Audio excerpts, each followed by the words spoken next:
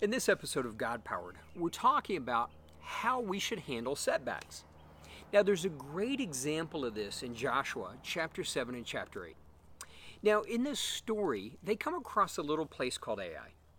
Now, but before we get into the story, to be completely fair to these guys, yeah, they were confident. Why? God had told them repeatedly, over and over and over, I'm going to give you the victory. But they were overconfident. And they came across it. In fact, they actually looked at it and said, this place is so small. Not only did they not bother to consult with the Lord, but they said, this place is so small, don't even send the whole army. No reason to tire everybody out. Send one group and we'll deal with this. Now, one of the mistakes in this is anything we do in our strength, God is not glorified. And we have a tendency, all of us have a tendency to look at the simple problems and just deal with them. Sometimes it doesn't even cross our mind to go to the Lord with it.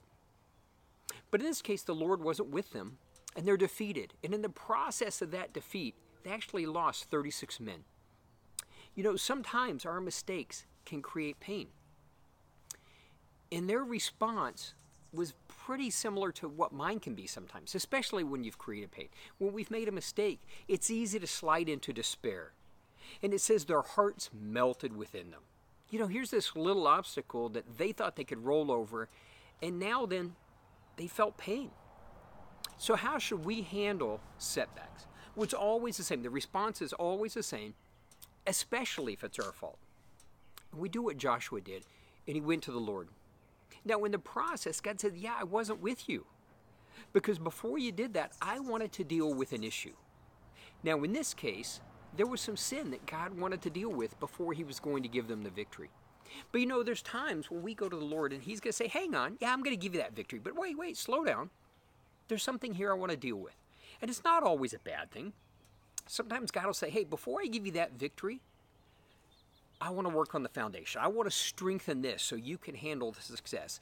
Whatever it may be, when we go to the Lord first, a couple of things happen. Number one, he's able to sort out anything he feels like needs to get sorted out. Number two, when we do have the victory, he gets glorified. Now, what happens? God showed them what he wanted to deal with. They dealt with it. Then God said, okay, here is the strategy I'm giving you.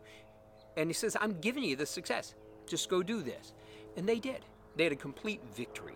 See, a very radical, different outcome than the first time around. Now, God wants to be with you and I every step of the way. I don't know if you can hear that helicopter, but sorry. Anyway, God wants to be with you and I every step of the way. And sometimes, though, as much as I wish we're going to get it right every time, there are going to be times when we just slip. We go without him. When that happens, when we face a setback, here's the good news. God is gracious. He's just saying, okay, just come back, let's sit down, we'll work it out, and then I'll give you the success.